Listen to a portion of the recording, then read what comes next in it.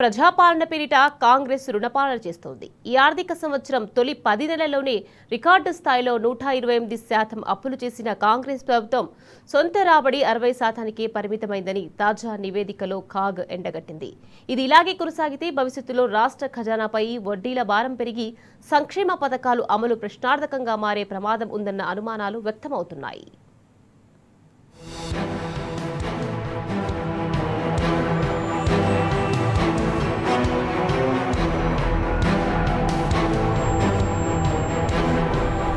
కాంగ్రెస్ హయాంలో రాష్ట్రం అభివృద్ధి పదాన పరుగులు తీస్తున్నదని, తెలంగాణ రైజింగ్ అని ఊదరగొడుతున్న రేవంత్ రెడ్డి సర్కార్ క్షేత్రస్థాయిలో మాత్రం రాష్ట్రాన్ని అప్పుల కుప్పగా మార్చుతున్నది.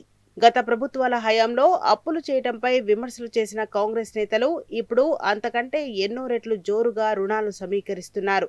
ఇదిలాగే కొనసాగితే భవిష్యత్తులో రాష్ట్ర ఖజానాపై వడ్డీల భారం పెరిగి సంక్షేమ పథకాల అమలు ప్రశ్నార్థకంగా మారే ప్రమాదం ఉన్నది. తెలంగాణ ఆర్థిక పరిస్థితిపై comptroller and auditor general CAG విడుదల చేసిన తాజా నివేదిక తీవ్ర ఆందోళన కలిగిస్తున్నది. ఈ నివేదికలో పేర్కొన్న గత 12 ఏళ్ల నెలవారీ గణాంకాలను పరిశీలిస్తే ప్రస్తుత 2025-26 ఆర్థిక సంవత్సరంలోని తొలి 10 నెలల్లోనే బడ్జెట్ అంచనాలను మించి అప్పులు చేయటం ఆర్థిక నిర్వహణపై రేవంత్ రెడ్డి సర్కార్ ఏమాత్రం అజమాయిషీ లేదని తేటతెల్లమవుతున్నది.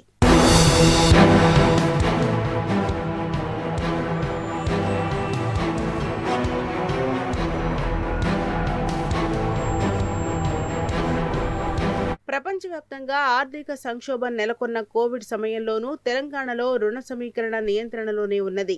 నాడు అన్ని వ్యాపార సంస్థలు బంద్ అయినా, రాష్ట్రానికి పెద్దగా ఆదాయం లేకపోయినా బీఆర్ఎస్ ప్రభుత్వం కనీసం ఒక్క పథకాన్ని కూడా ఆపలేదు. 2020 నుంచి 2022 వరకు ఏ ఆర్థిక సంవత్సరంలోని తొలి 9 నెలల్లో కూడా రాష్ట్ర అప్పులు 40% మించలేదు.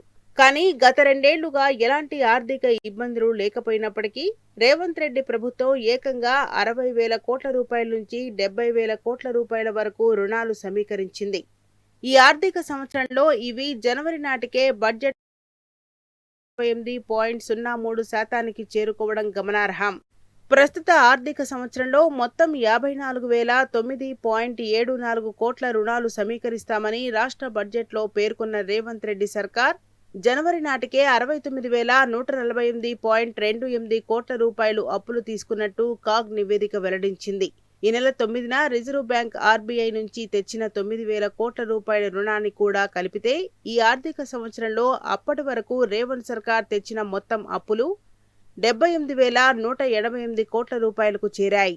ఇది రాష్ట్ర బడ్జెట్లో ప్రకటించిన వార్షిక రుణ సమీకరణ లక్ష్యం కంటే 44% అధికమని కాగ్ నివేదిక తేల్చి చెప్పింది.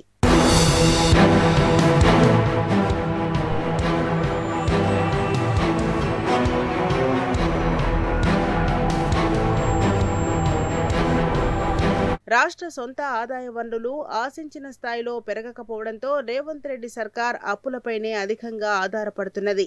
ప్రస్తుత ఆర్థిక సంవత్సరంలో 2,29,720.63 లక్షల కోట్ల రూపాయలు సొంత రాబడి వస్తుందని బడ్జెట్లో రాష్ట్ర ప్రభుత్వం అంచనా వేయగా జనవరి నాటికి కేవలం 138,371.11 కోట్లకే పరిమితమైంది. బడ్జెట్ అంచనాలతో ఇది కేవలం 60.23%. కానీ రాష్ట్ర ప్రభుత్వ అప్పులు మాత్రం బడ్జెట్ అంచనాలను దాటిపోవడం ఈ ఆర్థిక సంవత్సరంలోని తొలి 10 నెలల్లోనే 128%కి పైగా చేరడం రేవంత్ రెడ్డి సర్కార్కు ఆర్థిక క్రమశిక్షణ లేదని రుజువు చేస్తున్నది. ఈ ధోరణి ఇలాగే కొనసాగితే భవిష్యత్తులో రాష్ట్ర ఖజానాపై వడ్డీల భారం పెరిగి సంక్షేమ పథకాల అమలు ప్రశ్నార్థకంగా మారే ప్రమాదం ఉందన్న ఆందోళనలు వ్యక్తమవుతున్నాయి.